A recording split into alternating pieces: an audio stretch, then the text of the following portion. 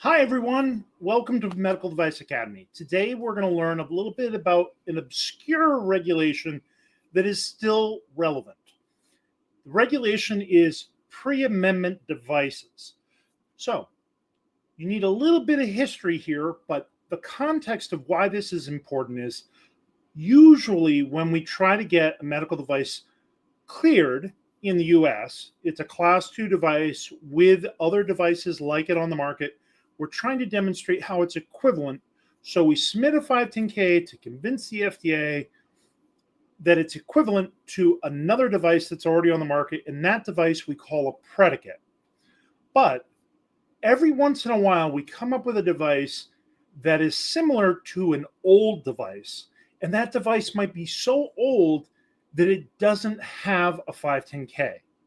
This happens very rarely, but it does happen. And in these situations, we have to identify the pre-amendment device.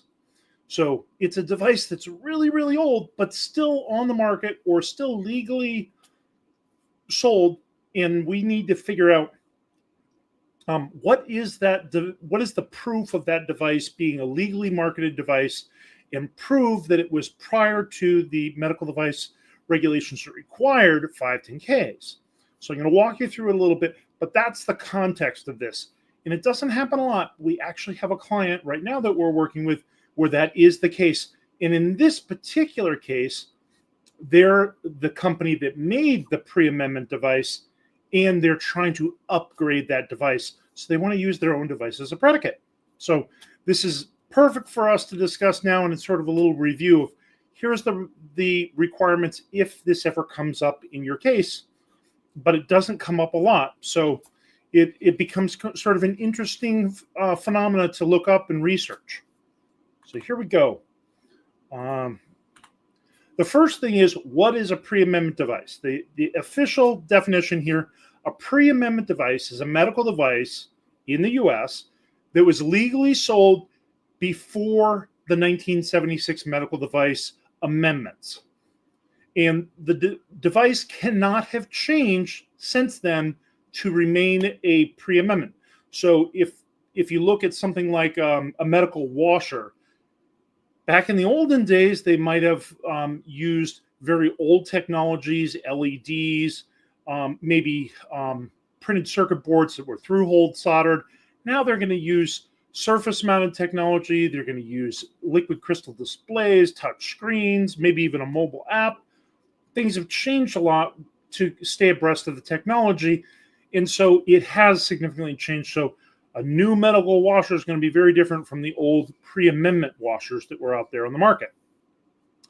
And these devices don't have a 510K clearance because they predate the 510K requirements. And if you're wondering when that was, the original Food and Drugs Act was June 30th of 1906, really old. And then they started regulating devices in 1938 under the Food, Drug, and Cosmetics Act. And a lot of people would say, well, how do I find the act? How do I find that 510K requirement? The 510K requirement was an amendment that was made to the Food, Drug, and Cosmetics Act. So you have the 1938 law, that's the Food and Drug and Cosmetics Act, and then they amended it May 20th, 1976. And that's called the amendment or medical device amendments. So that's what we're looking for in its clause or section 510 subsection K of the medical device amendments. That is the 510K requirement that we follow all along. And so what we're looking for is something that predates May 28th, 1976. So any device that was cleared, or I'm sorry, any device that was on the market and has not significantly changed since May 28th, 1976, that could be a pre-amendment device, and you can use it as a predicate for your device that is significantly modified from that, but still meets the definition of equivalent. And just for those of you that can't remember what the requirements are for equivalence, question number one, is it a legally marketed predicate? So it has to be on the market, or could be if the company was still in business. Number two, the product has to have similar indication for use. So no new intended use. There could be slight changes in the wording, but you have to justify the differences in wording. But for all intensive purposes, the indications for use should be almost identical, and the intended use should be the same. Intended use is high level, indication is much more specific to intended patient population, intended use, or intended use environment. Okay? And this is where it goes in the 510K. So what I'm showing you here is the non-IVD template. So it's NIVD. It's version 5.5. So they keep on updating this. But this section really hasn't changed since they first released the eStar. It's on page 8. So I'm showing you the top of, or the bottom of 7 there. So this is the top of page 8. And the first question it asks you in the predicate references section is this a pre-amendment or exempt device without a submission number? So if the predicate that you're selecting is a pre-amendment device, you would click yes. And if you want to understand that more and aren't sure whether it is or not, you would click on the question mark in blue, and then that pop-up JavaScript window shows up below, and that's what I'm showing you, and it gives you the date there of pre-amendment. So you have to show that the device that you're using as a predicate was legally on the market and has not significantly changed since May 28, 1976. And if you click on the hyperlink that's in the JavaScript window, it takes you to a web page and it tells you the criteria for demonstrating it was legally on the market and has not significantly changed. And there are several different ways that could be done, but you have to provide that. And you might have to go to the end of the substantial equivalence section and attach the supporting documents to demonstrate that. Whereas everybody else that's just using another device that's been 510K cleared as their predicate, they're just going to type in, they're going to select no, and then they're going to type in a K number. So their job is easy. This is a little bit tougher because you're picking something old that doesn't have a 510K. And that probably you should anticipate the FDA might need a little bit more time to research that. So it would be a really good idea if you're going to do this kind of submission where you're using a pre-amendment device to do a pre-sub to make sure the FDA is okay with this selection that you're using. Okay. Once you have answered yes and the JavaScript window is gone, the next thing it asks you for is the predicate device trade name. So you want to make sure you're using the trade name that's in the device listing for that device. So our particular customer, they have a device listing. And so you're gonna type in the exact same name that they use for the trade name, and you might even want to include a copy of the instruction for use or something else as your supporting documents. But you go through that guidance page that tells you what things to substantiate that this is a pre-amendment device that's legally marketed. The next section, it gives you 3 drop downs. The first one is the medical specialty. So there are, I think, a little bit more than a dozen different divisions at the FDA, like immunology, chemistry, radiology, ophthalmology, general and plastic surgery, general hospital, and personal use. So there are a bunch of different categories of general device panels or medical specialties, and you would pick from that drop down the one that is appropriate for your device.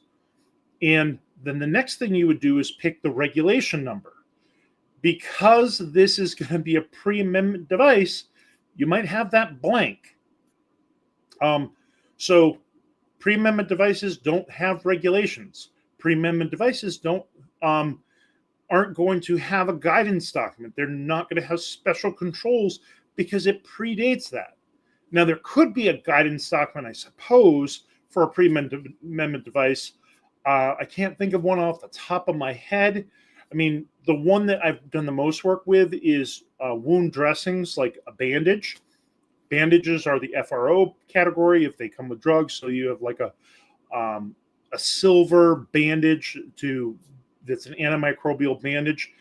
That would be FRO category, but there's no guidance document for that. There's no regulation for that, but there is a 3-letter product code. So you would select the medical specialty in the product code, but you probably are not going to have a regulation because it predates the regulations. So that's an important detail to know. And this is all at the top of page 8. Now, as you fill in more things in your eStar, it's going to move down in the eStar, so it might be greater than page 8, but that's where it is when you just open up the form and select that you're going to be doing a 510K submission. It's going to be traditional and it's going to be a new submission. That's how you get to page 8. And at the end of the section, at the top of page 9, that's where you attach your substantial equivalence comparison table. And that's also where you would attach any of those supporting documents if it's a pre-amendment device. In that little yellow text box that I'm showing just a piece of up there, that's the information that you would provide supporting the substantial equivalence.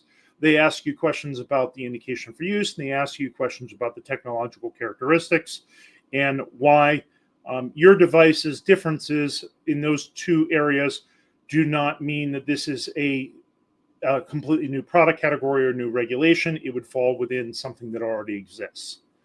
So that's the section where we're going to be putting the information in for the FDA, and those are the sections you have to fill in. But it's relatively simple. This device that we want to use as a predicate is a really old device, and it's my age or older. And it should be older than my age because 1976.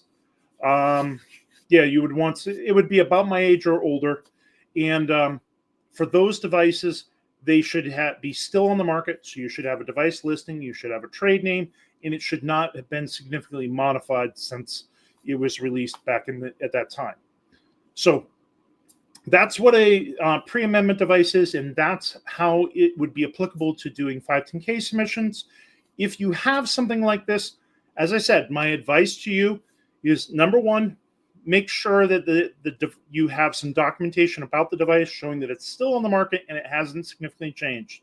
So some marketing materials from back in 1976 or even before that, and some marketing materials for today to show that it hasn't changed, and showing the device listing, showing that it's still on the market. That would be extremely important to making your case. And then you would explain how your device is similar to it. And the FDA would kind of be pushing you towards, can't you find something more recent that actually has a 510K? But you might have a very good reason there might not be something that is similar to it today. They use newer technology and you want to use older technology, for example. Or that's the only device out there that happens to have those indications for use, and you want to have those specific indication for use. Now, right below this section, it says here, add predicate reference device. If you click on that blue button, it'll allow you to also reference a reference device or a secondary predicate. Secondary predicate should be used when you have more than one indication. So this is indication 1, predicate 1, indication 2, predicate 2. A catheter with a temperature sensor at the end. The primary purpose would be the catheter. The secondary indication would be for the temperature measurement. So that would be an example of the need where you need a first predicate and a second predicate. And you always have the primary is what you first list it under.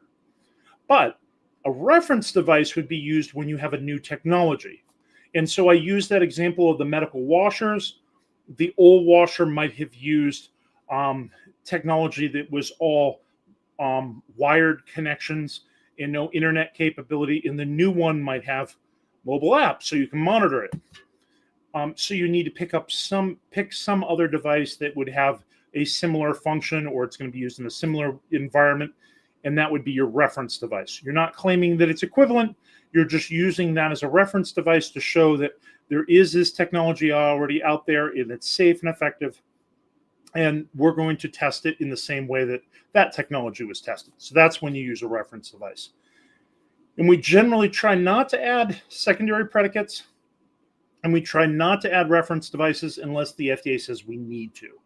That's just a general strategy that I use, because every single thing you add, it makes it more complex. Less is more here. So always try to pick one predicate and just one predicate, and vet your strategy for the regulatory pathway with the FDA.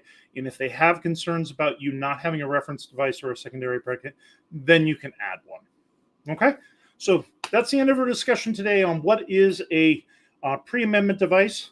Just as a little recap for people, the first thing that you should remember here is, what is the definition? So it's a device that has not significantly changed since before May 28, 1976, and it doesn't have a 510K clearance number because of that. And we also covered the three different major regulation changes. One was the Food and Drug Act of 1906. There was the Food, Drug, and Cosmetics Act of 1938. And then there was the Medical Device Amendments. That is where we get the 510K requirements from. And that was May 28, 1976. Anything prior to that is pre-amendment, because these are medical device amendments. And then we have where this is, and that's an important guidance. You click on that hyperlink, and it takes you to a page that's hosted by the FDA.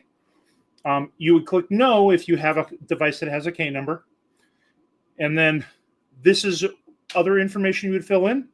And then you would attach any supporting documents in the add attachment at the end of the section. One other thing I'll share with you. In addition, this asks, is this a pre-amendment or exempt device without a submission number? The other reason why you might select yes here is if you have a device that would normally be exempt, but you exceed the limitations of the exemption. So in those cases, it's whatever the first three numbers are of the regulations. So let's say 868 or 870 or 872. So it usually begins with an 8 and then has two other numbers. So those three are going to stay the same, and then it's a .9. Those are the limitations of the exemption. And the first one that's always on the list is if you're changing the indication for use, such as you're changing it from a prescription device to an OTC device, that would exceed the limitations of the exemption, and you would have to submit a 510K for an exempt device. So you would list the other device, the trade name that's on the market, and then you would explain how your device is equivalent, but it exceeds the exemptions, and that's why you're submitting a 510K without a K number for the predicate. So that's the other time you would use this little yes box. I hope that answers all your questions, and please share this with anybody else that's trying to select a predicate and having trouble finding a K number. And if you need any help, please contact us. Lindsay Walker on the Medical Device Academy's Contact Us page, or myself. There's a little button there to schedule a meeting with us. Hope you have a great weekend, and thank you for your time. Bye-bye.